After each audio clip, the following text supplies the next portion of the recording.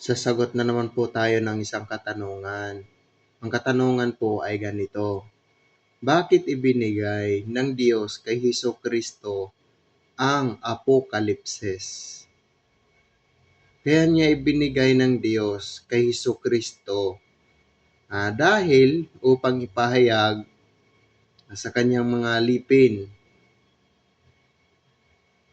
Yan, mababasa po natin yan dun sa Pahayag 1 verse 1. Kung bakit ibinigay ng Diyos kay Hesukristo ang Apokalipsis. Ganito po ang nakasulat. Ang Apokalipsis ni Hesukristo na ibinigay ng Diyos sa Kanya upang ipahayag sa Kanyang mga alipin.